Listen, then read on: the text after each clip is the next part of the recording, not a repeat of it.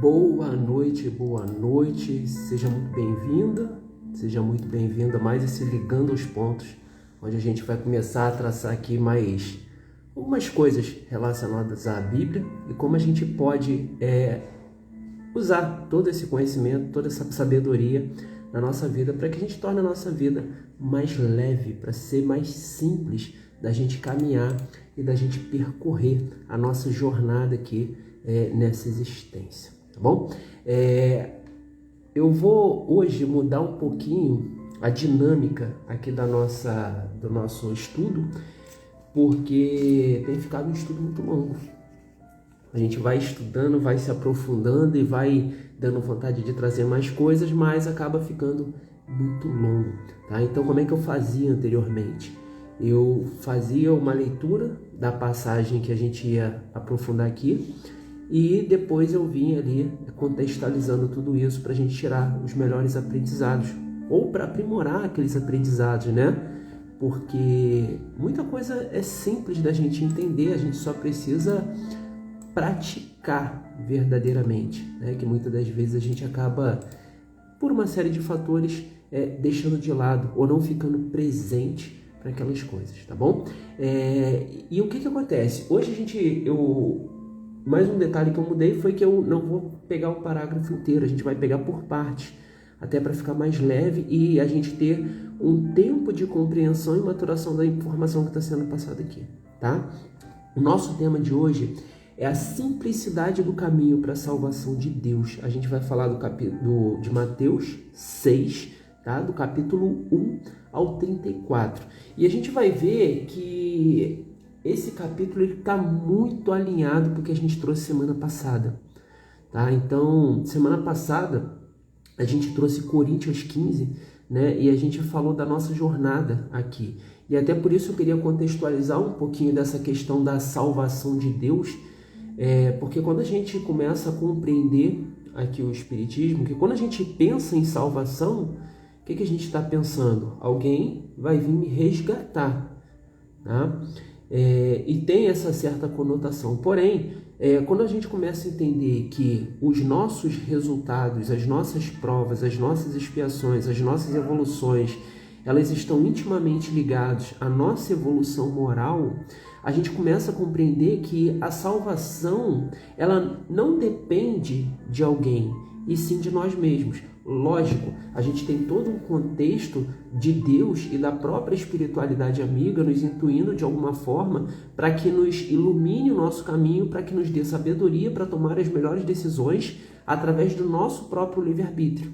Mas essa salvação, ela cabe a nós, percebe? Então, quando a gente fala salvação de Deus, é porque a gente vai pegar todo esse conhecimento e entender quais são as coisas que eu preciso mudar para progredir.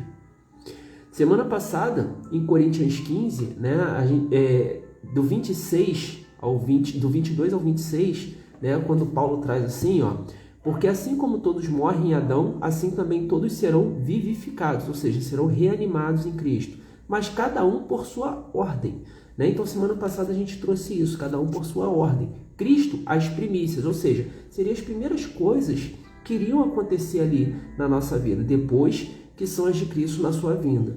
E aí em 24 ele fala, depois virá o fim, quando tiver entregado o reino de Deus ao Pai, e quando houver aniquilado todo o império e toda potestade e força, ou seja, seria todo o mal, né? Todas as nossas paixões, tudo aquilo de ruim, eu não vou falar exatamente ruim, mas tudo aquilo que consome a nossa alma, são as nossas paixões, os nossos orgulhos, né? Os nossos vícios. Então, quando fala aqui de ser aniquilado, ele está querendo se referir a isso, né? E aí no 25 ele traz, porque convém que reine até que haja posto todos os inimigos abaixo de seus pés. Esses inimigos relacionados às nossas paixões. Ora, o último inimigo há de ser aniquilado é a morte. Então, quando a gente fala aqui o tema simplicidade do caminho para a salvação de Deus, é exatamente isso que a gente está querendo dizer.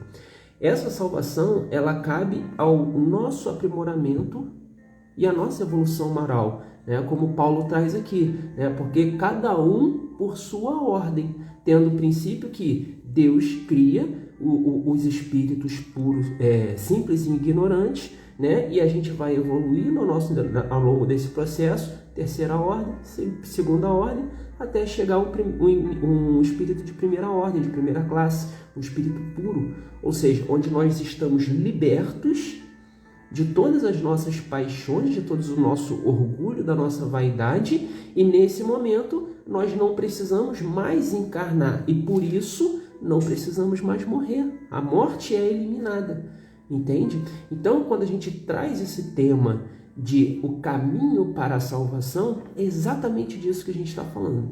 Não é que alguém vai vir resgatar, mas através dos aprendizados que são dados para a gente entende quais são os comportamentos, quais são as paixões que me corroem por dentro e que me atrapalham ou que me impedem de alguma forma seguir a minha jornada espiritual. Percebe? Então, a gente precisava dessa contextualização, porque essa palavra o caminho da salvação, apesar de estar no texto, e a gente vai ver isso mais à frente, a gente precisa ter um certo cuidado com ela, para a gente não se tornar vítima dos nossos próprios problemas, entende? Porque senão a gente entra naquele vitimismo esperando que sempre alguém vai nos tirar de algum lugar para levar para outro, mas não. A única pessoa capaz de nos mover de um lugar para o outro somos nós mesmos, através dos nossos comportamentos, dos nossos hábitos e das nossas tendências. Beleza? Bom, Simones e Ilmara, sejam muito bem-vindas. Então vamos começar, tá? Então a gente vai falar hoje a parte 1 do nosso estudo. Como eu falei, a gente está dividindo para não ficar longo, porque eu me empolgo, né? E os estudos têm ficado grandes demais. E aí acaba que no finalzinho eu acabo tendo que correr para a gente concluir, né? Então, hoje eu vou tentar concluir no tempo.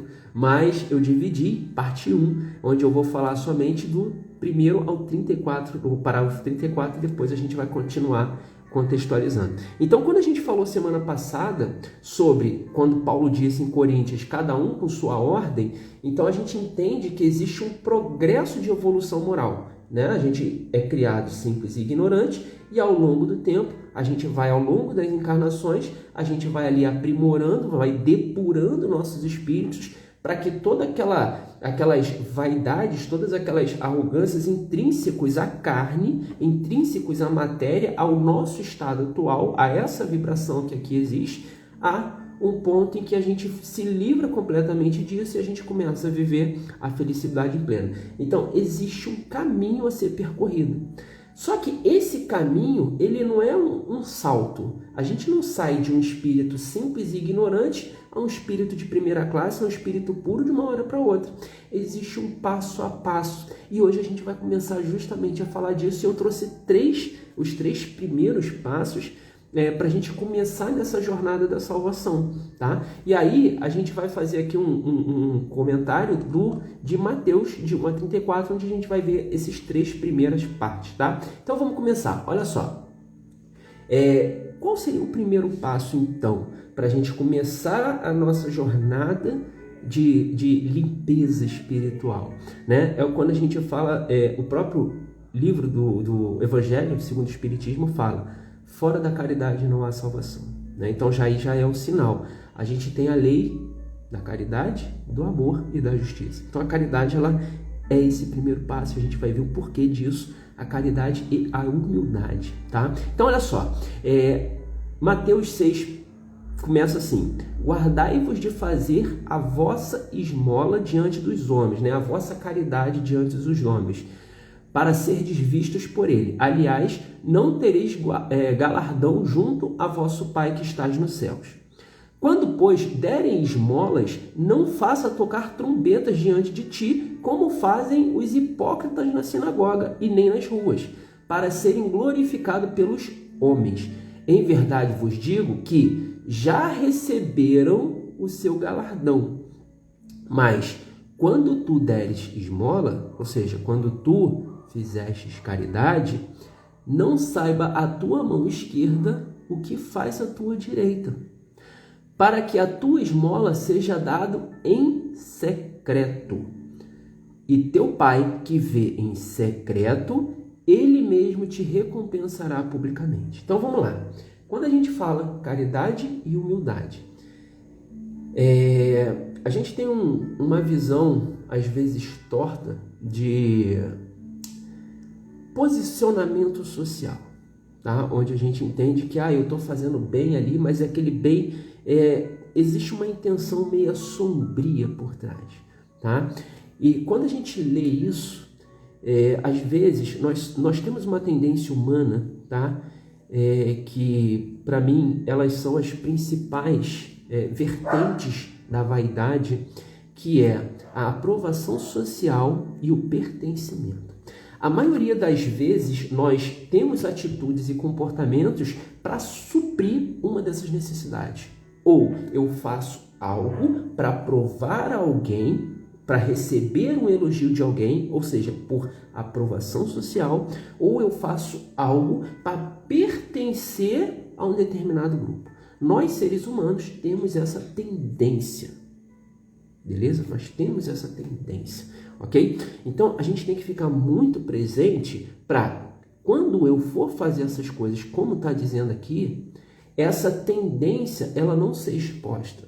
Porque se eu estiver fazendo, se eu estiver exercendo a caridade para que outras pessoas falem assim, caraca, como você é uma pessoa boa, já era. Percebe? Já era. Porque perdeu o fundamento. E aí quando ele fala aqui, quando tu dares esmola, não saiba a tua mão esquerda o que a tua direita fez. É justamente para que tudo que você fizer seja intrínseco a você. Percebe? Porque é ali que Deus vai dar valor aos seus comportamentos e hábitos. Porque ali vai mostrar a sua intenção. Então, o fato não quer nada, a intenção é tudo. Então ele fala aqui, para que tuas esmolas sejam dadas em secreto, o teu pai que vê em secreto, ele mesmo te recompensará publicamente. E aí a gente vai para o Evangelho segundo o Espiritismo, capítulo 15, onde ele fala, fora da caridade não há salvação. Então vamos ver o que ele fala aqui, tá? E aí ele cita, logo de início, Mateus 25, de 31 a 46. Então começa assim, ó. Portanto, quando o Filho do Homem vier a sua majestade, acompanhada de todos os anjos, se sentará sobre o trono de sua glória. E todas as nações, estando reunidas perante ele, separará um dos outros, como um pastor que separa ovelhas e cabrito. E colocará as ovelhas à sua direita e os cabritos à sua esquerda. Tá?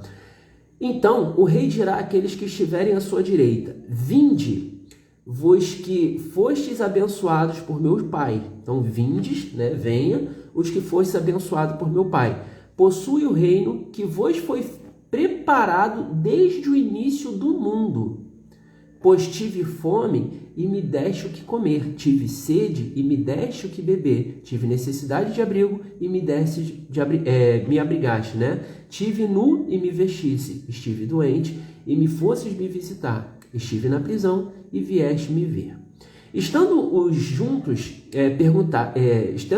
perguntaram, Senhor, quando vos vimos famintos e vos vimos de comer, ou quando tiverdes sede, ou vos demos de beber, quando vos vimos sem abrigo e vos abrigamos, e sem roupas e vos vestimos, quando vos vimos doentes ou na prisão que fôssemos vos visitar? E responderá a eles, e vos digo em verdade que todas as vezes que fizeste isso a um desses irmãos mais pequeninos, foste a mim mesmo que fizeste.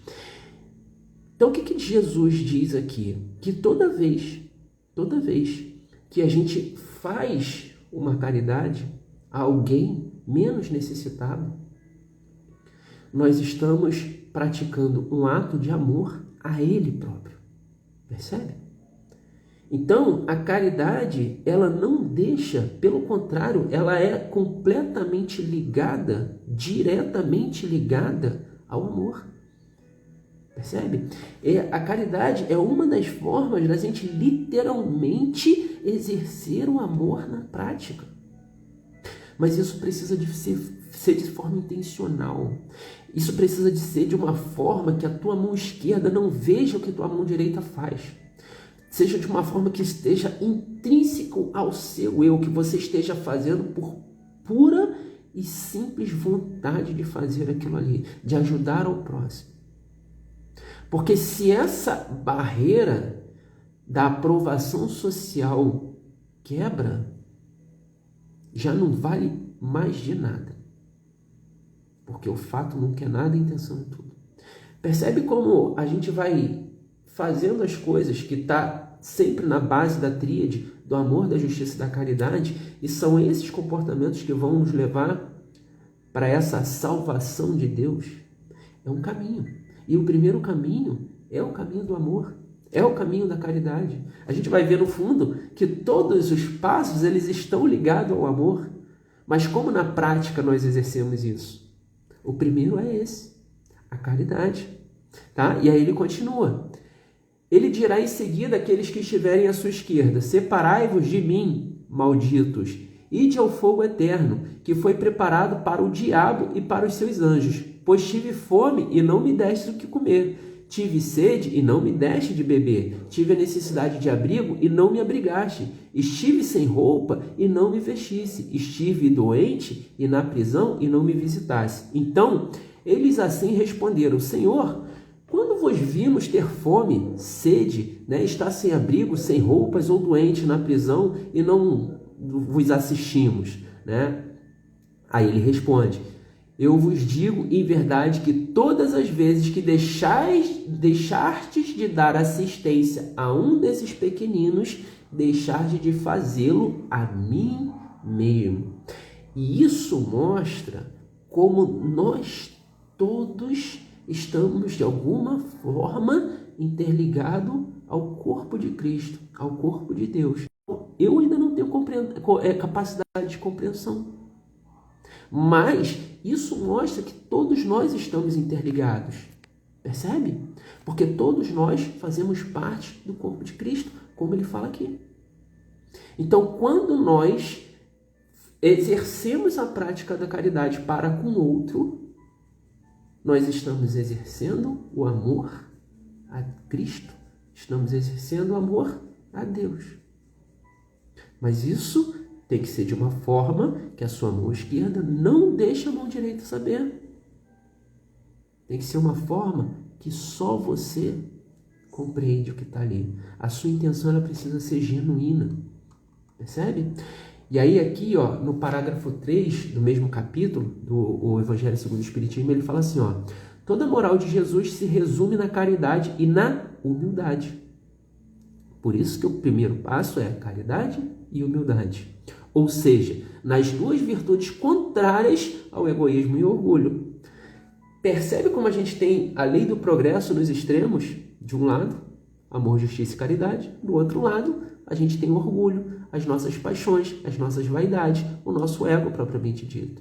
Então, uma coisa ela é completamente oposta à outra. Então, a nossa missão nessa existência e nas outras, e nas que foram passadas também, a nossa missão é nos purificarmos de tudo isso e caminharmos para outra extremidade, onde a gente está completamente limpo dessas paixões humanas. Percebe? Ou seja, quando a gente não está mais olhando para o nosso próprio umbigo. A gente passa a olhar para o outro assim como nós olhamos para nós. Amar ao outro como a si. Porque nós entendemos que todos estamos juntos ao corpo de Cristo. Todos somos um perante Deus. Todos somos filhos do mesmo Pai. Então, para que a nossa existência, para que todo o universo ele esteja em equilíbrio, precisa existir amor. O amor é o primeiro passo. A caridade é o primeiro passo. A humildade é o primeiro passo. Porque isso traz equilíbrio ao sistema. Entende? Isso traz equilíbrio. E aí ele continua. Bem-aventurado, disse ele, os pobres de espírito, ou seja, os humildes, pois é dele o reino dos céus. Bem-aventurado aqueles que têm o coração puro. Bem-aventurados aqueles que são mansos e pacíficos, ou seja, livre daquela rancosidade, daquela vontade de brigar, de partir para cima. Bem-aventurado aqueles que são misericordiosos. E a gente vai falar disso mais abaixo. Amai ao próximo como a vós mesmos. Faz aos outros o que gostaria que fizesse a vocês. Amai os vossos inimigos. Perdoai as ofensas, se quiserdes ser perdoado. Faz o bem com discrição. A mão esquerda não vê o que a direita faz, e vice-versa. Não é fazendo alguma coisa ali, e como ele diz aqui no primeiro parágrafo, toquem as trombetas porque eu estou fazendo caridade, olhem para mim o como eu sou bom e generoso. Já era, perdeu. Entende? Porque o fato não quer nada. Então, julgai a vós mesmos antes de julgar os outros. Daí ele continua. Humildade e caridade, eis que ele não cessa de recomendar e de exemplificar. Então, se a gente pegar todos, praticamente, os parágrafos, os capítulos da Bíblia, do Livro dos Espíritos, Evangelho segundo o Espiritismo e tudo que há, a gente vai ver que a caridade, a humildade, ele é citado praticamente em todos, porque é a base. É a base. O amor é a base. Entende? Por isso que ele afirma que sem caridade não há salvação. Nós conseguimos, através da caridade, tirar vários aprendizados desse processo. Vários. Se a gente fosse fazer um bate-papo só para entender quais os aprendizados eu consigo tirar da caridade, a gente ia ficar aqui 40 dias e 40 noites. Percebe? Porque é muita coisa, através de um gesto simples, mas que precisa ser de puro coração. E aí olha só que interessante, na questão 886, ele fala assim, qual é o verdadeiro sentido da caridade, como é entendida, como a entendia Jesus, né? Aí a resposta, benevolência para com todos. Benevolência para com todos. Indulgência, ou seja, disposição para perdoar culpas e coisas que aconteceram aos outros e a nós mesmos. Como eu consigo trilhar uma jornada longa carregando uma mochila pesada? E é exatamente isso que nós fazemos na prática. Nós colocamos todo um pacote de culpa e ressentimento nas costas e queremos caminhar de forma livre e leve. Não vai acontecer. A gente precisa exercer na prática o perdão.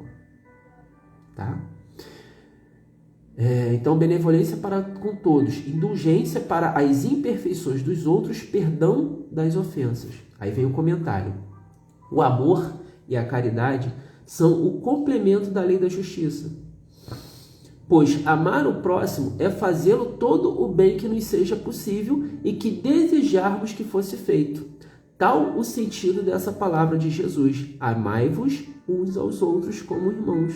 Por quê? Porque somos todos do mesmo Pai. Somos todos no mesmo corpo de Cristo. Percebe? A caridade, segundo Jesus, não se restringe à esmola. Abrange todas as relações que nos acharmos com os nossos semelhantes, sejam nossos inferiores, nossos iguais ou nossos superiores. Ela nos prescreve a indulgência, disposição para perdoar, né? Porque de indulgência precisamos nós mesmos. Porque de indulgência, de perdão, precisamos nós mesmos. E nos proíbe que humilhemos os desafortunados, contrariamente ao que se costuma fazer. Contrariamente, lembra que a gente falou no início? Ao que se costuma fazer. Apresente-se a uma pessoa rica e todas as atenções e deferências lhe serão dispostas. Se for pobre, toda a gente como que entende que não precisa preocupar com ela. No entanto, quanto mais lastimosa seja a sua posição, tanto maior cuidado devemos pôr em não aumentarmos o intuito pela humilhação. O homem verdadeiramente bom procura elevar os seus próprios olhos àqueles que lhe é inferior, diminuindo a distância que os separa. Só que o que a gente faz? A gente tende a aumentar. Por quê? Orgulho, vaidade, as nossas paixões. Então, a caridade nada mais é do que o estreitamento de relações entre pessoas de classes diferentes. Percebe? Esse primeiro passo, ele é fundamental para a gente compreender os demais. Porque, de novo, a caridade nada mais é do que o amor exercido na prática. De novo, a sua mão direita não pode saber o que a esquerda faz e vice-versa. Troquei. Mas tudo bem, tá? Mas o que ele está querendo falar ali é o seu íntimo. Ele precisa estar voltado a isso. Ele não pode ter interferências da vaidade, do pertencimento, como a gente falou do início, e da aprovação social. Porque se eu fizer a caridade para pertencer a um determinado grupo, ou para provar para alguém que eu... Voltamos, que minha internet aqui está fraquíssima. Na verdade, eu estou sem internet, estou pelo 4G. Beleza, então a gente falou bem da caridade. Vamos para o segundo passo, que é o quê? Oração e perdão. Vamos ver a importância disso nessa nossa jornada à salvação de Deus. Então, aí a gente continua ainda, Mateus 6, só que agora capítulo do 5 ao 15. E aí ele fala assim, e quando orares, não seja como os hipócritas, pois se comprazem em orar em pé nas sinagogas e às esquinas das ruas, para serem vistos pelos homens. Em verdade vos digo, que já receberam o seu galardão, ou seja, a sua recompensa. Mas tu, quando ores, entra no teu aposento e, fechando a tua porta, ora ao teu pai que está em secreto.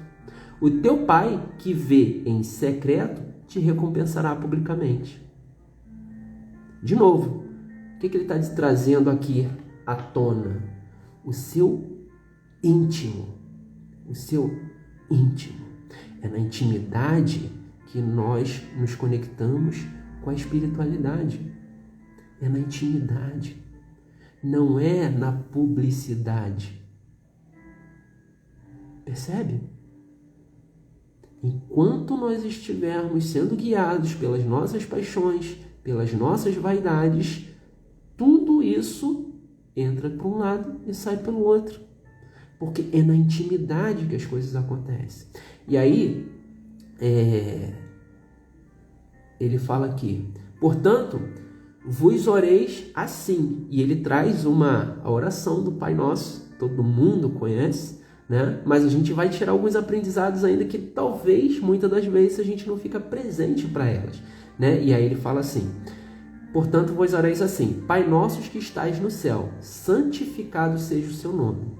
Venha o teu reino, seja feita a tua vontade, assim na terra como no céu. O pão nosso de cada dia nos dá hoje. Perdoa-nos as nossas dívidas, assim como nós perdoamos aos nossos devedores. E não nos conduza à tentação, mas livrai-nos de todo mal, porque no teu reino é o poder, é a glória para sempre. Amém. Trazendo algumas divergências de interpretações, tá? Porque estou aqui com 3 Bíblias diferentes, e aí cada um fala de uma forma diferente, mas só no detalhe. Então, trazendo essas ressalvas, a gente tem algumas características dessa oração aqui que são interessantes, tá? Quando ele fala assim, perdoa as nossas dívidas, como nós perdoamos os nossos devedores, e não nos conduza. Percebe? Percebe como ele traz isso no plural? Por que será que ele traz isso no plural? Já parou para pensar?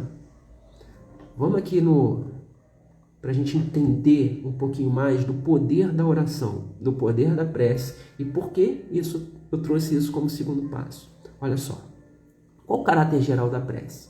Questão 659. A prece é um ato de adoração.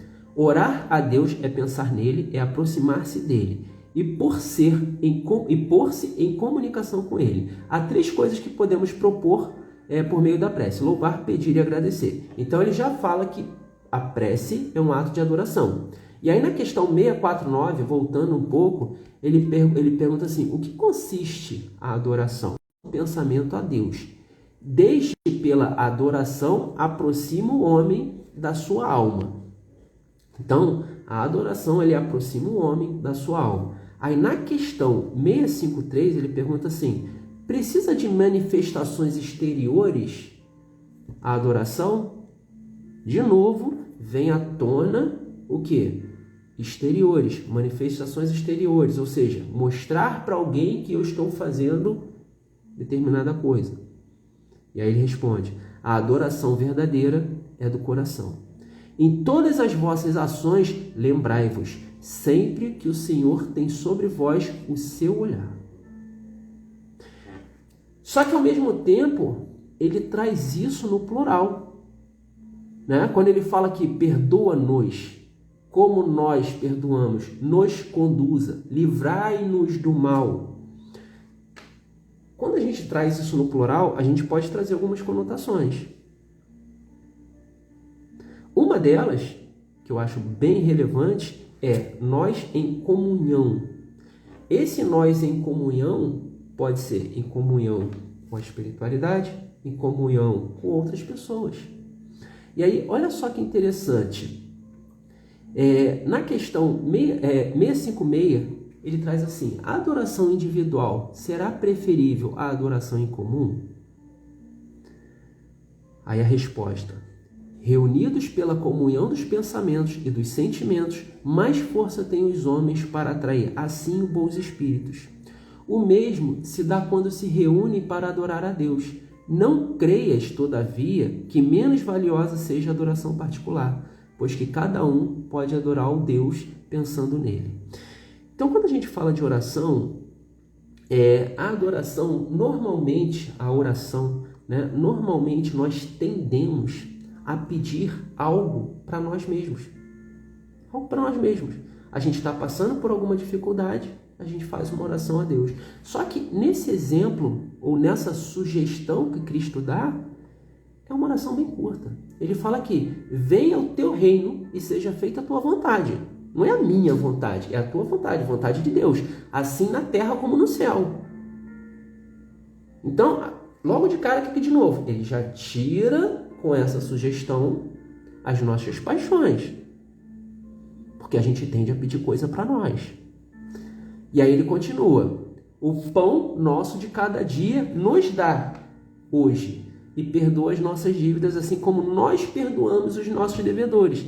E perdoa as nossas dívidas, como nós perdoamos os nossos devedores. O perdão, de novo ele aparecendo aqui. Por quê? O perdão, ele é justamente o que vai te libertar do peso dos ressentimentos, do peso da culpa que a gente vem carregando, talvez, de diversas existências atrás. Mas quando a gente tem a capacidade de perdoar, não importa o que você esteja passando hoje.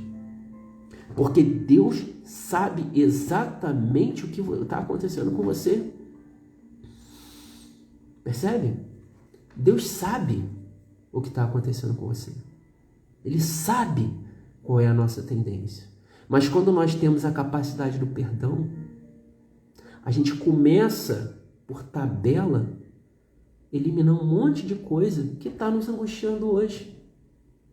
Porque se alguma coisa está acontecendo, se alguma coisa hoje está te tirando sono, a gente tem que começar a se perguntar por que eu estou carregando isso aqui dentro. Entende? Por quê? Então, quando ele traz aqui, perdoa as nossas dívidas, como nós perdoamos os nossos devedores, ele está de novo, nós temos dívidas. Então, eu deixo de ser específico e passo de forma ampla a pedir por nós todos, perdoa-nos, porque todos nós, eu, você, os espíritos que talvez estejam por aqui, todos nós estamos ligados e na mesma jornada. Nós não estamos encarnados aqui por acaso. Não estamos. Existe um processo de aprendizado. E esse processo de aprendizado é em conjunto. É por isso que pessoas nascem na família que nascem e vivem brigando a vida inteira. É por isso que pessoas trabalham onde trabalham com amigos que trabalham e vivem criando conflito. Porque é justamente nesses conflitos que está o aprendizado do perdão. E quando ele fala aqui, perdoa as nossas dívidas assim como nós perdoamos os nossos devedores, é exatamente isso que ele quer dizer. Mas nós, como crianças birrentas que somos, tendemos a continuar levando essas culpas nas costas, sem necessidade. Percebe? E aí ele fala aqui, e não nos conduza à tentação, livrai-lhe de todos os mal, porque teu reino e o poder é a glória para sempre. Amém.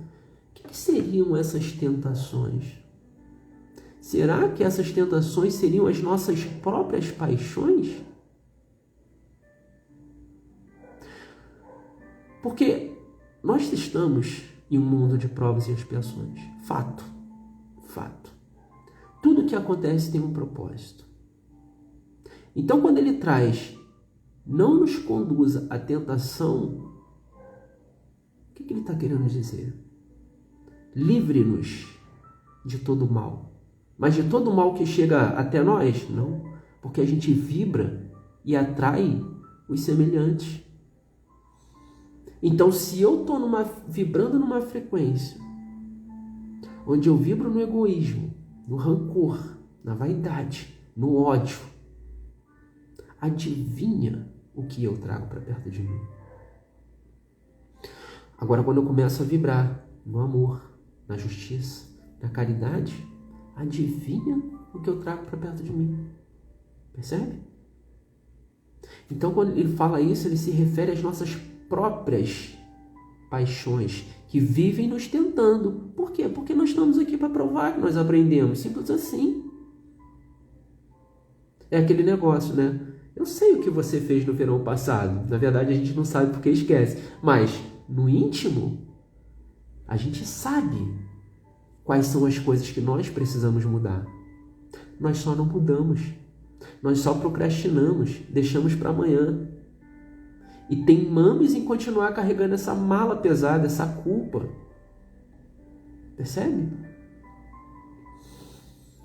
E aí ele continua aqui no parágrafo 14. Porque se perdoardes os homens suas ofensas, também vosso Pai Celestial os perdoará a vós. Se, porém, não perdoardes aos homens as suas ofensas, vosso Pai não perdoará as vossas ofensas. Simples assim. Beleza? E aí ele continua aqui na questão 656, né? Já li. A adoração individual é sempre preferível à adoração comum? E ele responde, né? Que em comunhão nós pensamos em comunhão dos pensamentos e dos sentimentos, mas tem força os homens para atrair a si os bons espíritos. E isso mostra a importância de estarmos em comunhão, em conjunto, em participar, talvez, de uma casa espírita, talvez de uma igreja, mas de forma intencional, onde todos reunidos com o mesmo propósito. Para quê? Para que naquele momento eu consiga potencializar as minhas intenções. Não aparecer, não me demonstrar, não. Que eu potencialize as minhas orações, as minhas preces. Beleza? E aí, olha só, para a gente fechar aqui esse segundo passo, já para a gente caminhar para o final, ó, tá vendo? Mesmo assim, fica longo. Questão 918. Por que indícios se pode reconhecer um homem o progresso real que ele elevará o espírito na hierarquia espírita? Que é justamente o que a gente estava falando no início. O espírito prova sua elevação quando todos os seus atos na vida corporal representam a prática da lei de Deus e quando antecipadamente compreende a vida espiritual. Verdadeiramente, o homem de bem é o que pratica a lei da justiça, amor e caridade na sua maior pureza. Se interrogar a própria consciência sobre os atos que praticou, perguntará se não transgrediu essa lei, se não fez mal, se não fez todo o bem que podia, se ninguém tem movidos para ele se queixar, enfim, se fez os outros o que desejara que lhe fizessem. Possuído do sentimento de caridade e de amor ao próximo, faz o bem pelo bem, sem contar com qualquer retribuição e sacrifica seus interesses à justiça. É bondoso, humanitário e benevolente para com todos. Para com todos. E aí a gente volta lá no início. Não importa a classe em que eu me encontre. Aquele, teoricamente, menos provido e aquele que vem com abundância, eles são exatamente iguais perante o Pai. Nós tendemos a nos afastar, mas a caridade, ela tem a capacidade de nos juntar em comunhão, em um só corpo, que é o corpo de Cristo. Percebe? Aí daqui. Delas não se envaidece por saber que Deus que lhe deu também lhes pode tirar. Sob a sua dependência, a ordem social colocou os outros homens, como a gente está falando aqui. Trata-os com bondade e complacência, porque são seus iguais perante Deus. Usa a sua autoridade para lhes levantar o moral e não para esmagar com orgulho. Usa a sua autoridade para levantar a moral. E quantas vezes a gente tenta subjugar o outro? Às vezes por palavras diretamente, às vezes por uma crítica, por um julgamento, que no meu íntimo a gente faz. A gente subjuga, a gente minimiza o outro. E quando eu faço isso, eu estou complicando a minha própria vida. Percebe? Porque eu entro na vibração do orgulho, da vaidade. Eu sou o todo-poderoso, eu sou o certo, você não sabe de nada. Percebe? Então a gente precisa ficar presente para isso. É indulgência para com as fraquezas alheias, porque sabe que também precisa de indulgência para dos outros. E se lembra destas palavras de Cristo: atire a primeira pedra àquele que estiver sem pecado. Não é vingativo. Exemplo de Jesus: perdoa as ofensas. O perdão, você vê que ele vem tangenciando todos os pontos, porque o perdão é justamente deixar para trás aquelas âncoras criadas pelas nossas vaidades, pelas nossas paixões, pelo nosso orgulho, pelo nosso ego. E a gente fica ancorando nesse monte de coisa. Esse monte de coisa nos trava a nossa evolução, e a gente fica carregando e remoendo essa culpa por anos, por existências, quem sabe. A gente vem para provar, Deus te coloca talvez numa família onde é aquela família que vive brigando, e você não critique o outro, brigue também, te bota no meio daquelas amizades. Enfim, a gente precisa entender que isso são as nossas provas, são as nossas expiações. Percebe? Ele continua: respeita, enfim, os seus semelhantes, todos os direitos que as leis da natureza lhe concedem, como quer que os outros mesmos direitos lhe sejam respeitados. Então, vê que a gente vem numa jornada. Caridade, humildade, onde eu vou exercer na prática o amor. Depois eu venho com perdão, porque o perdão eu vou deixar para trás todas essas vaidades. E como é que eu faço para ter mais força para deixar isso? Oração, prece, me conectar com a espiritualidade. Mas isso precisa ser de forma íntima. Eu preciso colocar o todo na frente do meu pessoal, porque no íntimo Deus sabe o que eu preciso. Mas quando eu perdoa-nos das nossas ofensas, eu estou trazendo para todos e estou sintonizando a vibração para que todos sigam junto a mim. Percebe? Eu abro mão. E aí, a gente continua lá para o terceiro passo, que é o jejum como purificação do espírito e adoração a Deus. Esse ponto aqui foi o ponto que eu realmente penei para a gente trazer alguns pontos, porque o Evangelho do segundo o Espiritismo, o Livro dos Espíritos, os livros mais estruturados sobre o Espiritismo não trazem com materialidade a quantidade de jejum que é falado na Bíblia. Só que existia um comportamento dos pagãos, né, antigamente, como o jejum sendo uma coisa que eu fazia justamente como punição a mim mesmo. E era entendido de uma forma.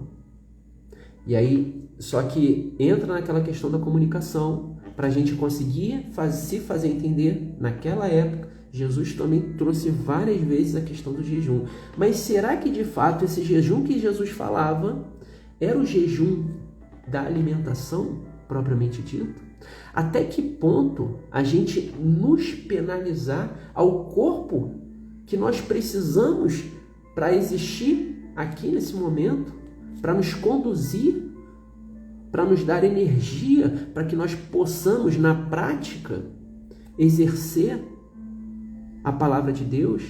Como é que a gente pode punir a esse corpo em prol de uma evolução, de um aprimoramento moral?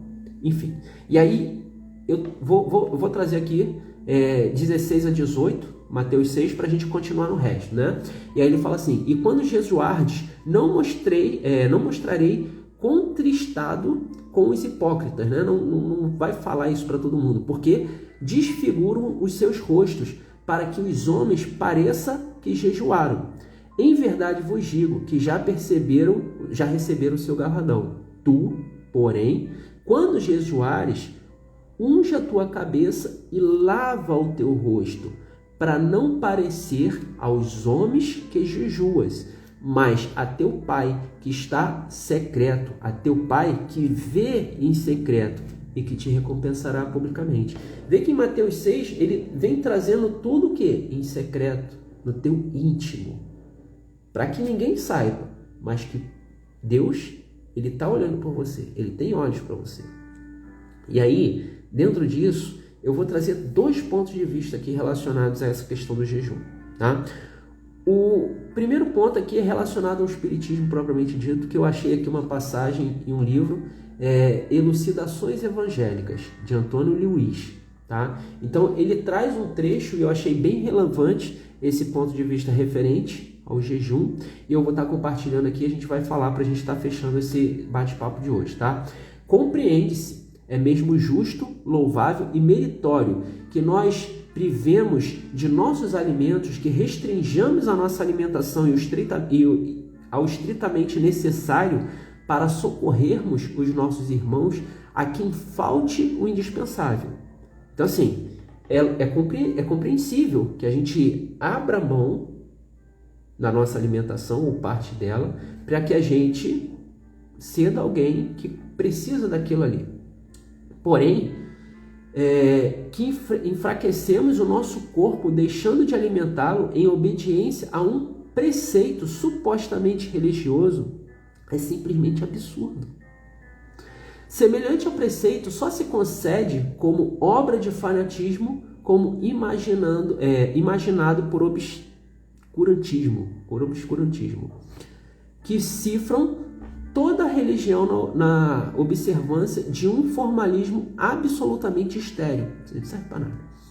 Quando nós mesmos, se pudermos admitir que tais privações ritualísticas fossem do agrado de Deus, certo não seria, desde que praticadas publicamente com ostentação.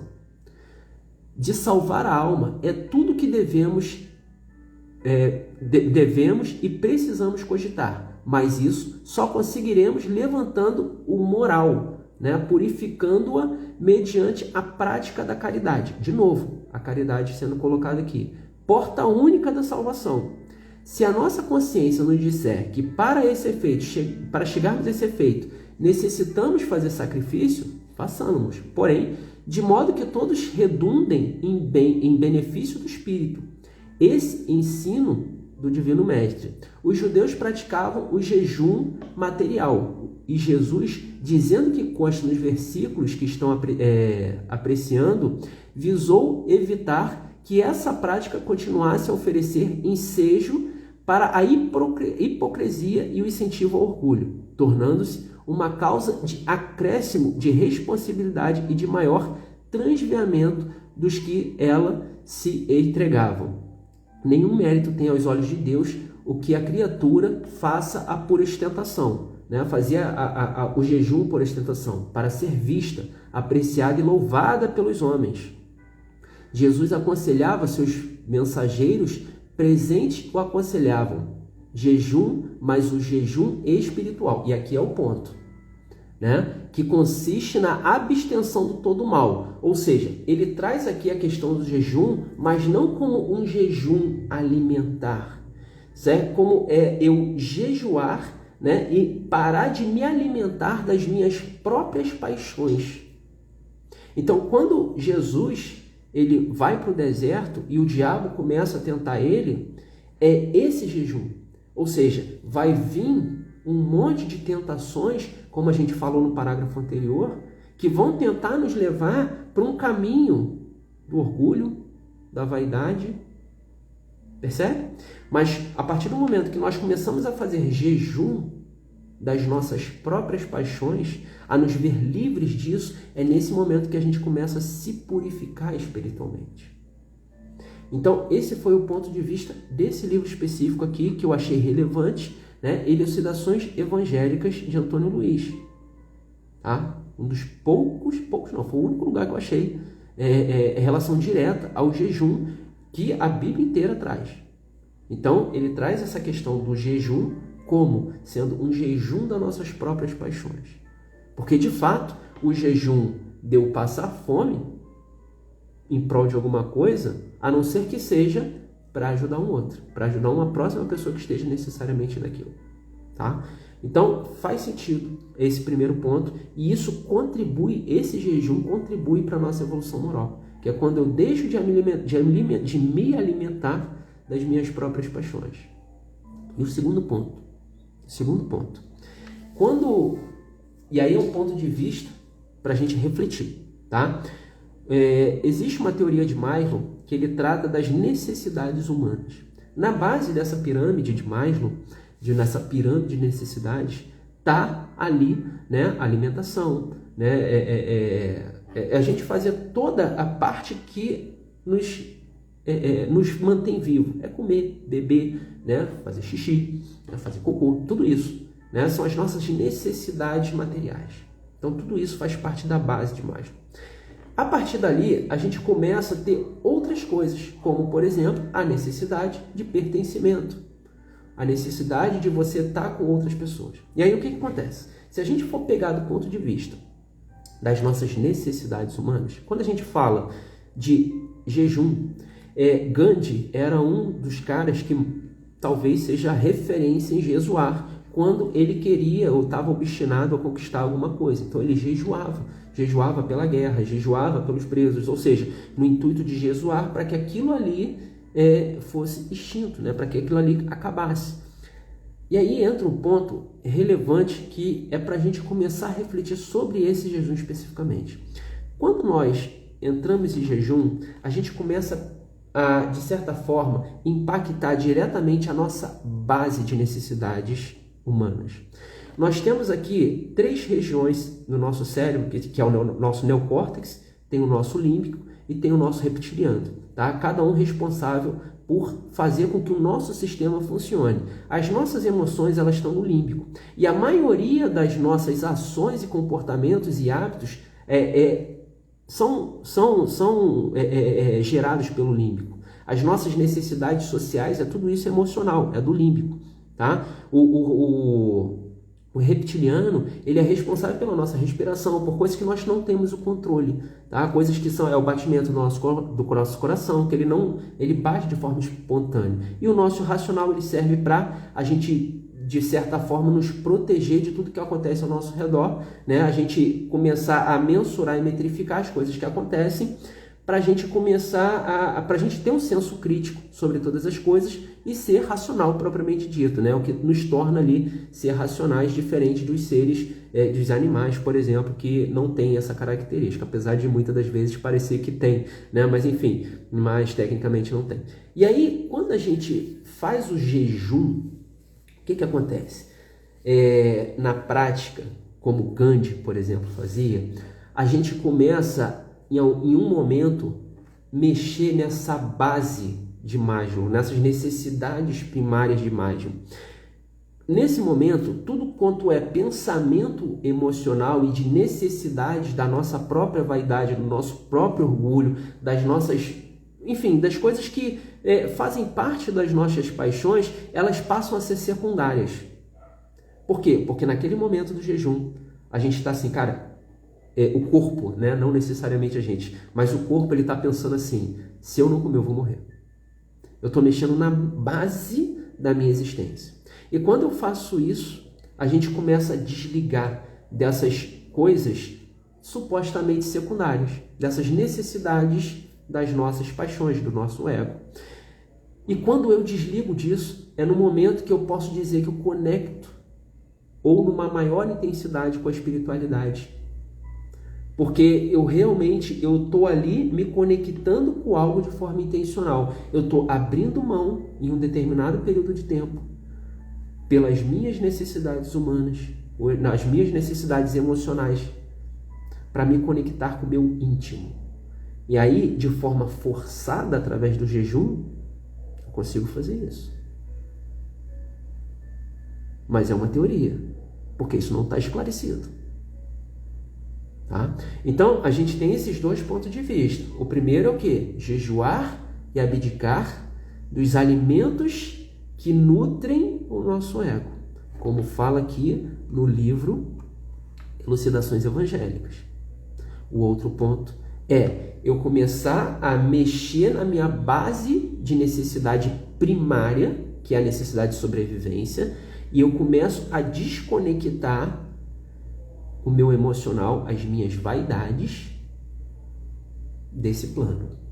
E aí, quando eu desconecto dessas vibrações da vaidade, é a hora que eu conecto com a espiritualidade. Então, se eu tenho um objetivo intencional, como por exemplo, Gandhi, onde ele ia jejuar em prol do fim da guerra.